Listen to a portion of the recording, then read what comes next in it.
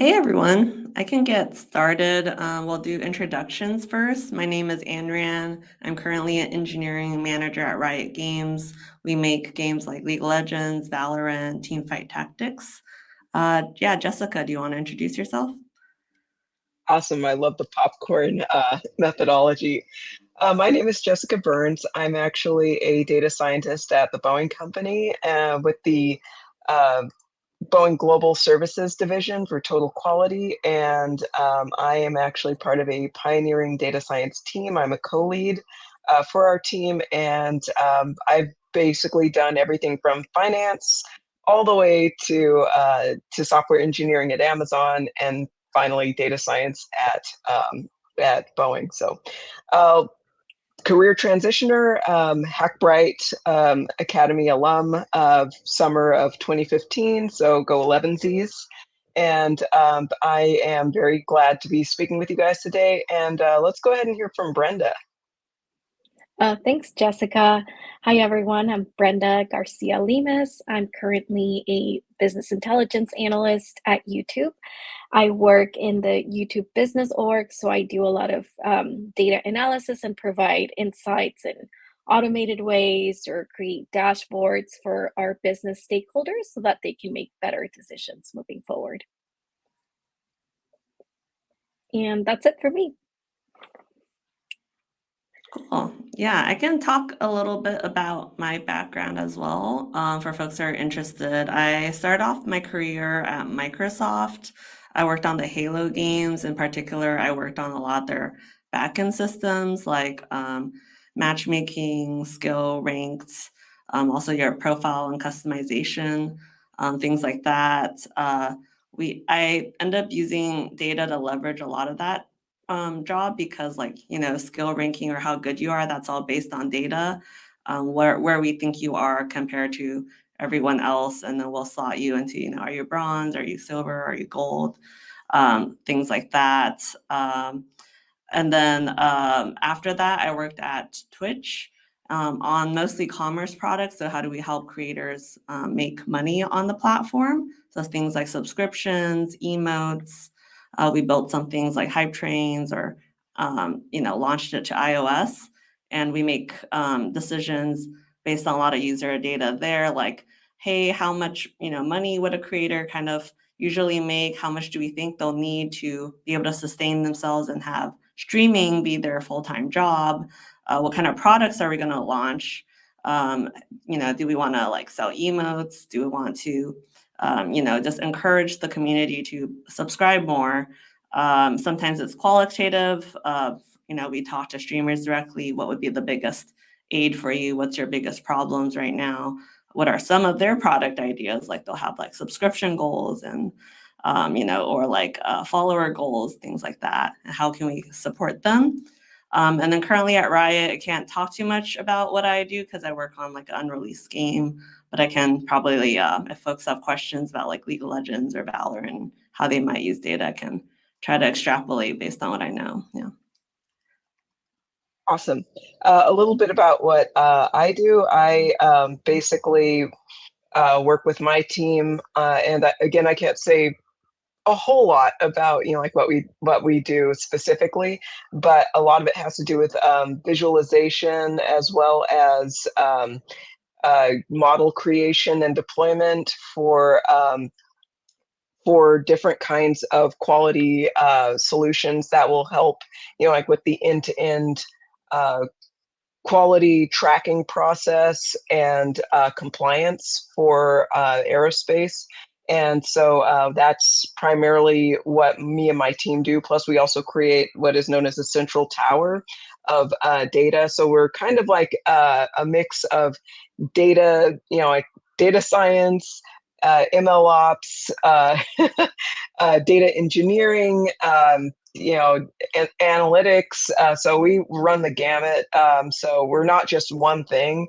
I know that there are some teams at Boeing that actually focus specifically on one, but we kind of have capped out a mix of a lot of different things. Like right now, I'm actually like even working on like a web app that interfaces with many different data sources to augment what wasn't originally created with the original package that we got from a third-party vendor to basically make that a little bit more robust for our senior level management, and to like basically increase transparency throughout the data pipeline process, and that goes from vendors, suppliers, and us all the way to our end customers at various airlines, as well as our customers in the federal government. That's awesome, Jessica, and also Anren for sharing. I can talk a little bit more about my background and a little bit about my current role and my journey to get here. So I transitioned to data related roles after working as a research analyst in the consulting field. During my time as a research analyst, I started to work with data, and this experience really crystallized my passion for data analytics. So my first pure data-based role started at a policy think tank, and then I transitioned into data roles in the entertainment industry at Disney, and now in tech at YouTube. I do think my education helped make the transition a little easier because I did econ, but specialized in stats and econometrics. So that definitely helped. But I do think doing individual learning also helped, like learning SQL on my own was something that I had to pick up, and then also Python. So I think that's how I went to where I am today. That is awesome. Thank you so much, Brenda. Should we go ahead and get into some of the Q&A? Yeah, that sounds great. Awesome. So Gianna, and I hope I'm saying your name properly, says, I've been in HR tech for almost 20 years, and I want to get into data science. I started classes, but trying to figure out how I break into a new field this far into my field. I think she means career. Any suggestions? Who wants to start? Okay. I think I'll go ahead and start then.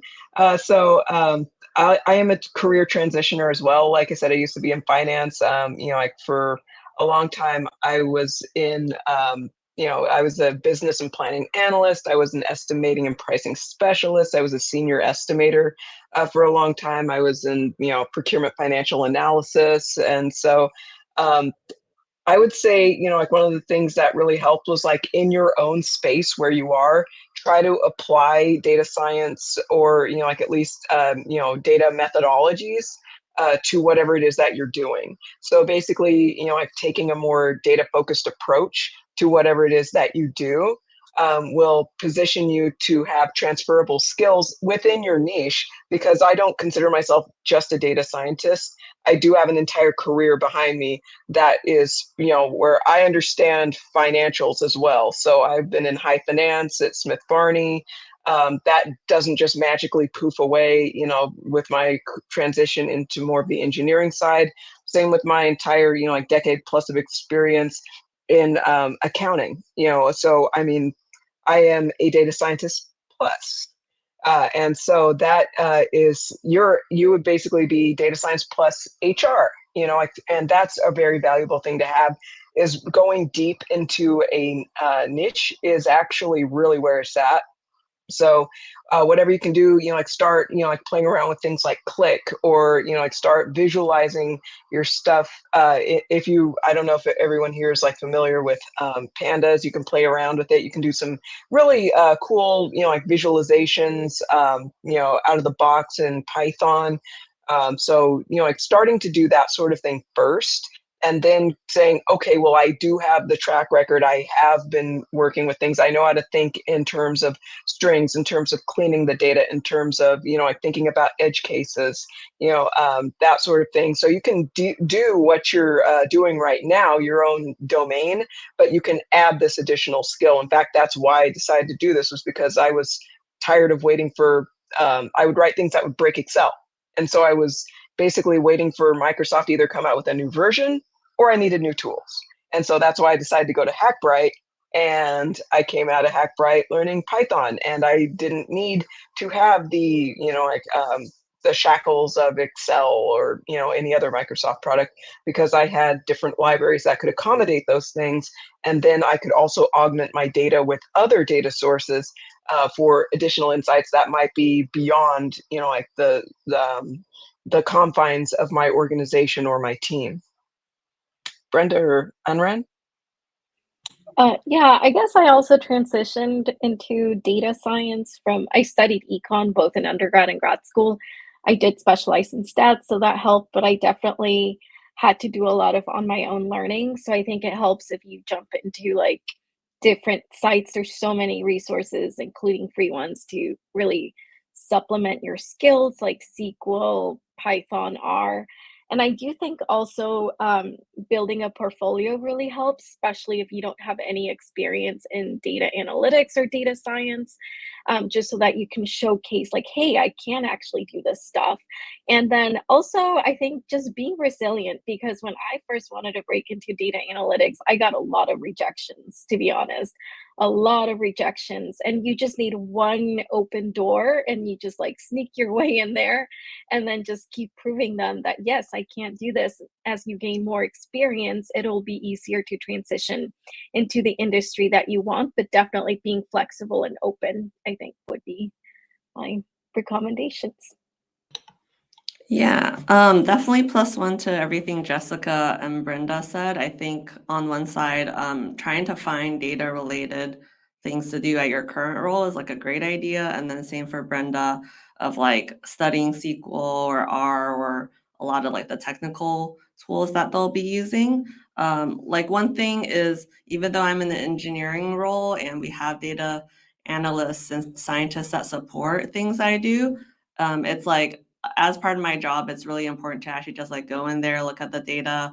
I'll do like SQL queries to find patterns and stuff. They'll do presentations. It's like very important for me to understand what it means. One thing, if you're in like HR specifically, because I'm a hiring manager, I use tools like Greenhouse, and they even have some like data things on that back end. And one thing that I was interested in is like, how do we create a more diverse pipeline?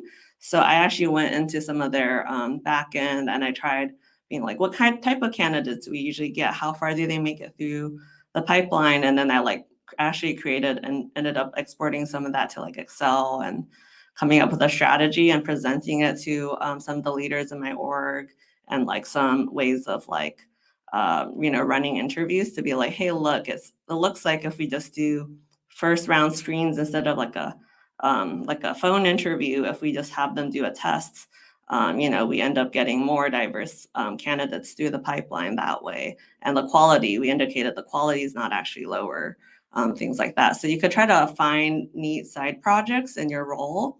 And then, yeah, there's also think about like data and like, I think every company uses it a little bit differently. So I'm like, that's like a HR application. There's some very like deep like AI machine learning type of applications that's probably a little bit harder to get into. Like I helped Microsoft develop like their True Skill 2 algorithm, or I helped them build it.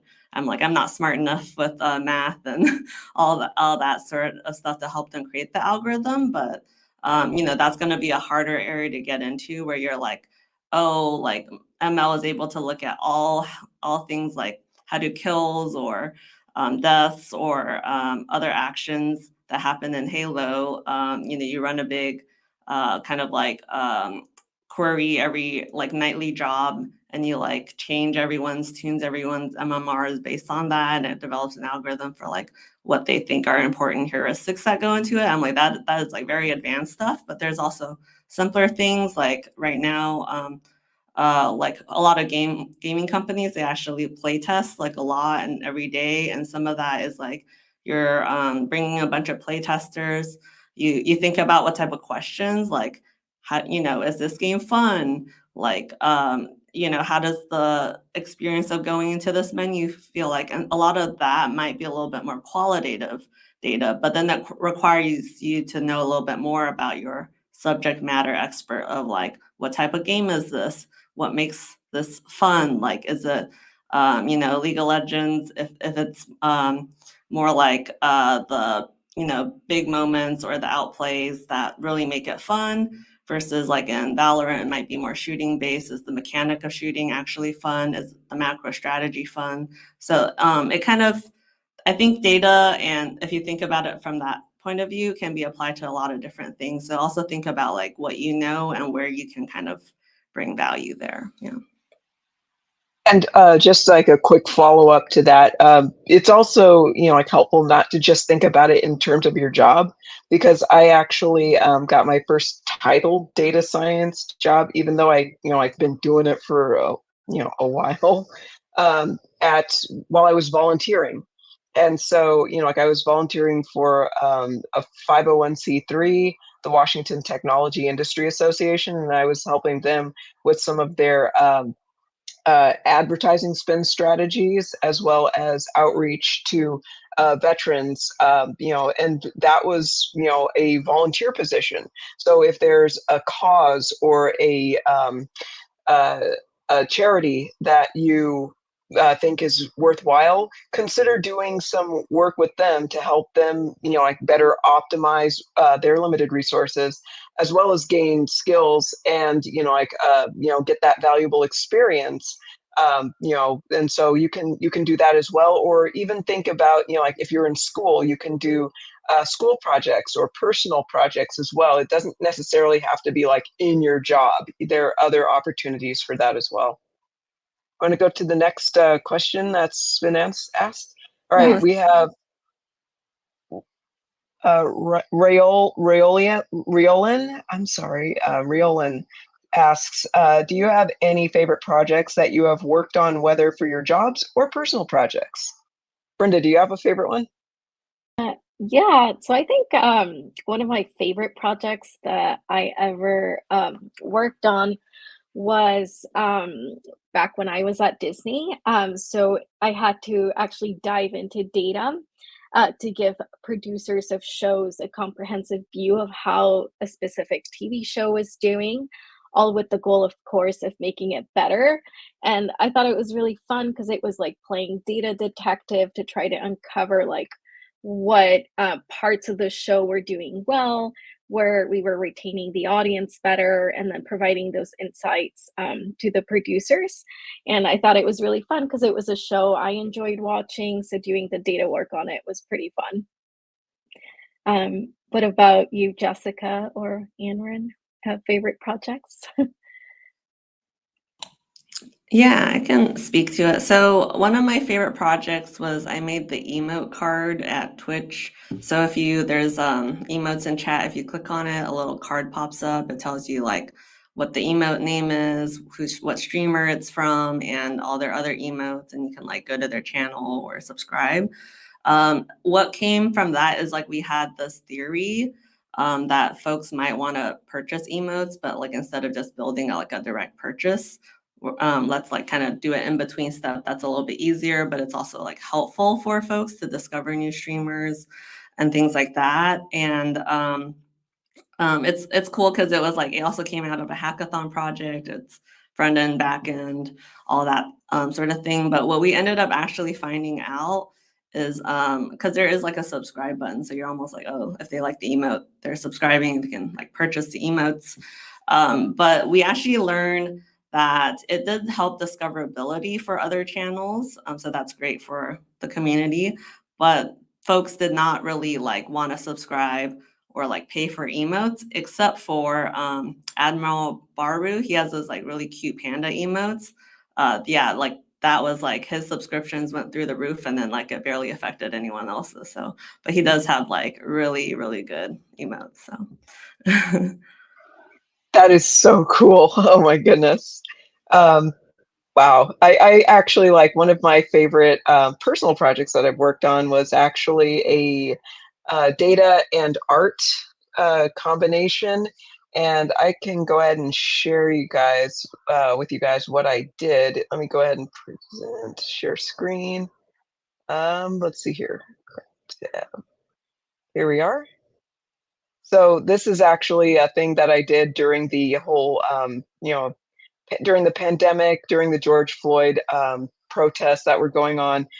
There were some songs that really spoke to me, and so I created this kind of like this cipher model And Cypher is basically a product, or sorry, is a language. It's a query language that is used with Neo4j, which is basically a graph database. And so I would take the songs of, like some things that I thought were really poignant and spoke to the moment, and then created a graph of the songs and the people who actually sang them, and like then was able to visualize like how these different groups come together. I specifically found that there's like a really strong relationship between Run the Jewels, which is one of my favorite groups, and another one of my favorite groups, Rage Against the Machine. And so I took that and I started working on kind of superimposing that on some images that I found that I thought were very poignant and spoke to the time as well. And so I would go and also use Photoshop to create what were essentially image masks that I would then map the lyrics onto. And these are some of the final results.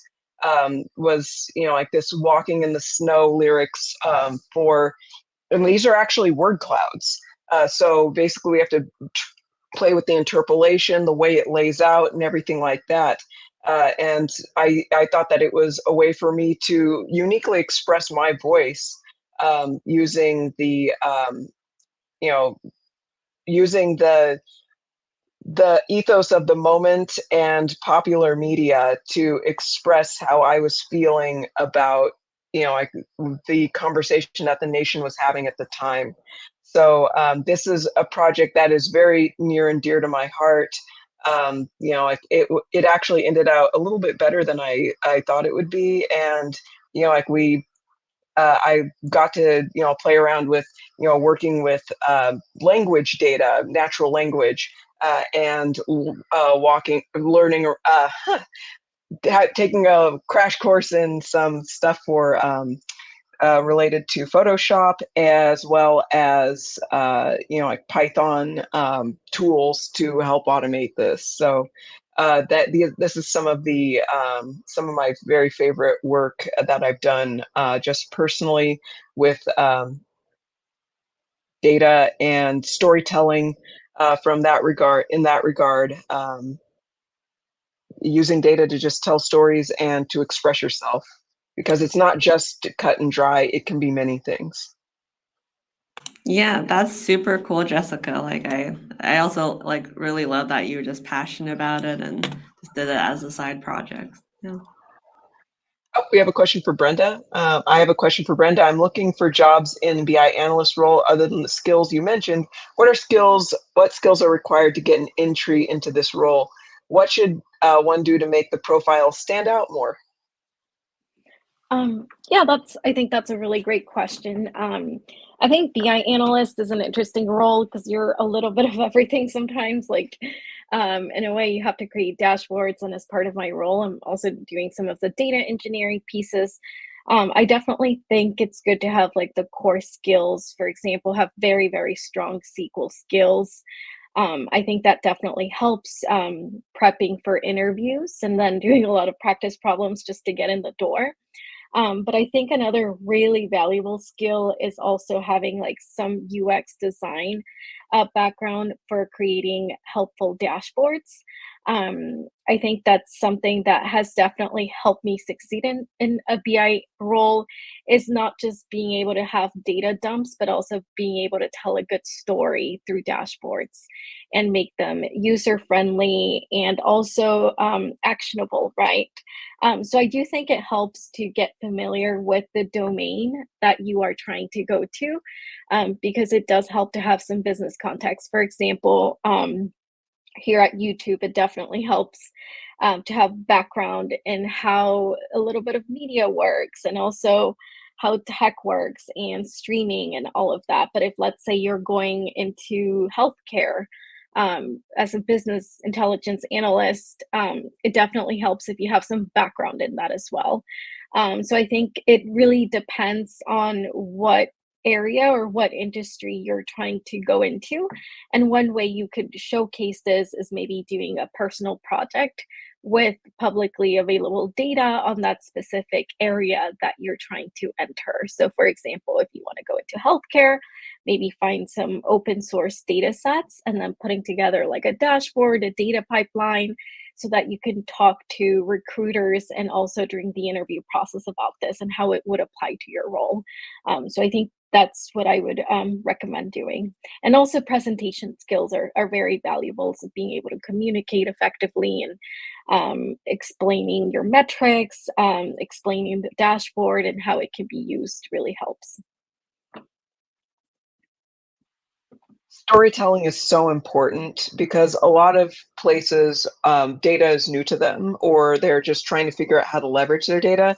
So, like you'll get a lot of requests for, like, hey, make me a dashboard, and then like they'll keep adding to it and adding to it and adding to it and adding to it, and like at the very end, it's basically just like this big, like mess of data, and it's like, okay, well, is this a call to action? What am I supposed to do with this? So being able to help, having experience with, like not just how to get the data and bring it together, but how to craft it in a way that tells an actionable story. That isn't just like, okay, well, here's our, our sales from the last 5 years, but hey, maybe this one's not a great seller. Let's go with something else. You need to be able to tell that story, or hey, let's stop doing this and start doing this. That will basically put you a cut above the rest, because a lot of people will just put a bunch of numbers up on the screen and be like, okay, we're done. But there's a lot of value there. So the next question, if folks were in denial about a problem, have you leveraged logic or data over the hearts and minds of your teams and leaders? Asked by Cassandra. Sometimes data can um, uh, produce situations where you might have to express unpopular opinions. Data is political. By its very nature, like a lot of people will try to use data to either prove their point or disprove a point that they think is not correct. And if the data goes against that, then that can produce some very uncomfortable situations. I know that when I was volunteering at the Washington Technology Institute, I got they actually have a technical assessment online that all the applicants take in order to see if they were going to get an apprenticeship at, say, an Amazon or a Microsoft, or and I was like, okay, well, it looks like we actually have like a pretty good, like bell-shaped curve throughout, like the reading comprehension and the math portion. However, the soft skills, that's where you're saying is like your uh, competitive advantage, where you have, like an edge over everyone. That is basically a single data point, because most people know not to yell at somebody, like if, they're asking for a refund or something. And that's the kind of questions that they were that people were having to answer. And I showed them in, on a chart compared to the other sections, that was really not yielding any valuable, statistically relevant, um, differentiation. I said, you guys have to go back and raise that entire section, go back to the question bank and try to create something that is more rigorous, that is, like not nearly as intuitive, and to, like basically that will answer that mail, but that will also, like yield results that actually, like are useful for your end goal. And that was that watching their eyes, the board of directors' eyes, while they saw that chart with just like the sharp up down, because most people knew exactly how to answer that, was very, very valuable. And like you also have to think about your audience. Like, so you don't want to embarrass your your audience. If it's potentially going to be embarrassing for them, or if they have a stake, you really want to also think about how you socialize it with people beforehand, and be so that it's not like a bomb dropped on them where they're just like, we don't want to talk to her anymore because like she's politically dangerous or whatever. So yeah, there's that. Yeah, I totally agree. That especially when you have to deliver not such good news with data, it can definitely be a very challenging experience. But I think it also really depends on the culture of your company, of your org, how open they are to listening to data insights versus their own opinions and instincts. So I definitely do think you have to keep that in mind, like what kind of organization you're working in, what kind of company you're working in, and how they will take these answers. But I do think that it's still very important to present these findings. But I think what kind of helps soften the blow sometimes is to provide potential solutions, right? So if you suggest like this isn't working, okay, if that's not working, then what is working? I think that really helps to uh, end things in a good note. Yeah, thanks. Yeah, while they were discussing their opinions, I was trying to think of like a good maybe like example for some of this, but yeah, I think like in tech companies we do like a lot of A/B testing, so you launch like multiple versions or multiple UIs like of the same product to be like which one's a little bit better. One kind of interesting thing I worked on was kind of like new players on Halo, we think we kind of set you at like the average rating, but then like there's this hypothesis like, yeah, if I'm like first time playing a Halo game, I don't know what I'm doing, right? Like, can I even move in the game? Who knows? I'm probably much worse than average. And then so we did a test where we kind of like lowered folks' average to see if they'll have a better experience. And then we tracked like retention slash engagement, like how long you played and how often you played. And then obviously we also tracked just like kind of like monetization metrics. How often do you purchase like cosmetics and other such things in the game? But it's interesting because I kind of like respected the culture there a lot. That it did actually, say that hey, I think new players have a better experience. They'll engage for longer uh, if you kind of lower the threshold for new players. But actually, the like money metrics kind of went down by like a tiny bit. But the designer was actually like, hey, I actually think it's better for us to veer towards a better player experience because we also only ran this test over a month. He's like, I think all that metrics will probably go up after that. Like, it's better for us to just like, if you like this game and you'll play it for longer, you're probably more likely to purchase things in the end, right? So, yeah, that was a really cool decision that was made. Suppose we can go to another question. How was Miriam? Miriam, I'm sorry, asks, how was how was the interview experience into getting into YouTube and other big tech companies? Do you have to do you do heavy, medium, advanced leak code prep? As a career transitioner, I find advanced algorithms a big bottleneck to getting into big tech companies. Why don't we start with you know, the person at YouTube? Yeah, thanks, Jessica. Yeah, I do think it is a commitment if you do want to apply for big tech. It is a big investment. I'm not gonna lie, in terms of prep, you will have to prep for months, and the interview process themselves can take months. I have interviewed with Meta, with Amazon, with Google, and all of them. I think Amazon's probably the fastest one, but the other two can take months just to go through the interview process, and you're gonna have to go through 3, 4, maybe even 5 rounds. So I do think it is an investment that you have to be willing to make, and it really depends on the role. If, for example, you're going for like a BI role, I do think your SQL skills need to be advanced. Otherwise, it'll be very, very hard to get through the technical interview.